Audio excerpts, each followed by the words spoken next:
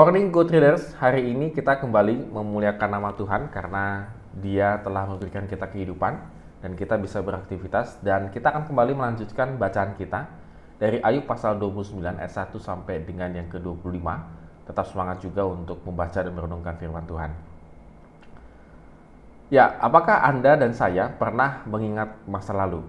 Dan memang masa lalu itu terkadang ada yang indah dan ada yang tidak indah. Tentunya kita sih selalu inginnya mengingat masa-masa yang indah di masa lalu kita. Walaupun kadang-kadang juga kita pasti mengingat masa lalu kita yang tidak indah. Dan tidak jarang kita lalu emosional ketika kita mengingat masa lalu yang tidak indah. Masa lalu itu menentukan masa sekarang, dan masa sekarang itu menentukan masa depan. Ini adalah sebuah statement umum yang pernah ataupun kita selalu tahu bagaimana tentang masa lalu, masa sekarang, dan masa yang akan datang. Dan Ayub di bagian ini mengingat tentang masa lalunya. Jadi kita akan melihat bagaimana masa lalu Ayub pada perikop ini. Ya, Ayub mengawali eksposisi tentang sejarah hidupnya yang luar biasa. Dia mengatakan pada bulan-bulan yang silam di ayat yang kedua a. Artinya ini menunjukkan bagaimana masa-masa lalunya dia. Dan masa lalunya dia itu terletaknya di mana? Terletak dari masa remajanya di ayat yang keempat a. Jadi masa remaja ternyata bagi Ayub itu satu titik tolak yang luar biasa dalam kehidupannya. Nah, saya nggak tahu Good Leaders, dalam kehidupan kita apakah masa lalu kita itu dimulai dari mana kalau kita ingat-ingat gitu ya.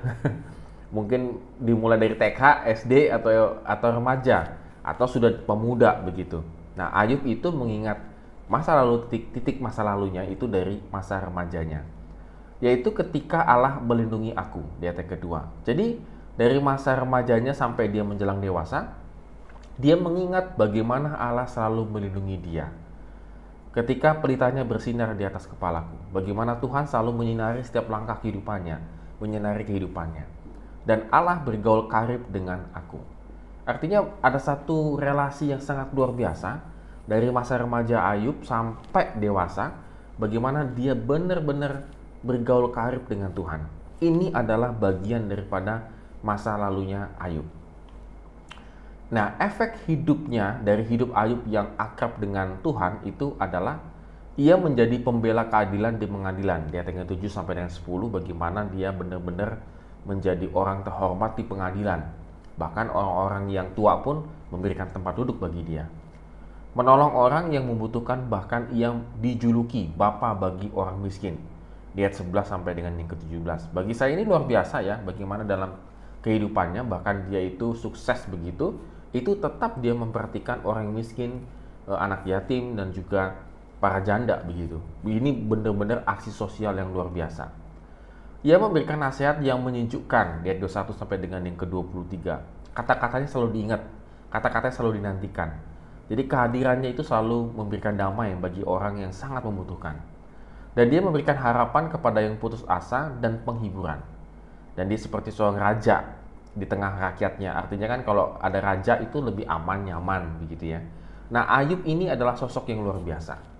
Jadi bisa kebayang pada masa-masa lalunya itu dia menjadi pribadi yang tidak hanya takut kepada Tuhan, tetapi juga disukai oleh manusia. Dan Ayub akrab dengan Tuhan di masa lalu ketika hidupnya itu memang masih normal. Ketika hidupnya masih normal, dia belum mendapatkan penderitaan, malapetaka, dan seterusnya. Hidupnya itu masih normal. Namun di masa penderitaannya, ia juga, bagi saya, dia juga tetap akrab dengan Tuhan. Kita bisa lihat bagaimana uraian-uraian Ayub terhadap Tuhan begitu ya. Ketika di masa-masa kesulitannya dia, di masa-masa penderitaannya dia tetap tidak menyalahkan Tuhan. Dia hanya mempertanyakan, sebab dia tidak tahu rancangan Tuhan di dalam kekekalan untuk hidupnya. Tetapi dia tetap tidak mengutuki Tuhan. Good Readers, bagaimana dengan kita? Apakah dalam kehidupan kita mengingat masa lalu itu adalah bagian yang pahitnya saja, sehingga tidak membawa dampak di masa sekarang, apalagi masa depan?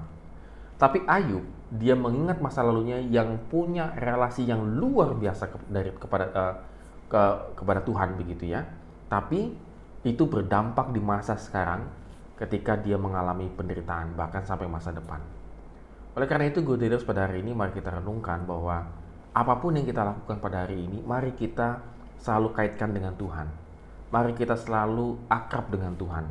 mari kita selalu mengandalkan Tuhan. Karena apa yang kita lakukan pada saat ini, kalau kita betul-betul bergantung kepada Tuhan, itu akan membawa efek sampai di masa yang akan datang.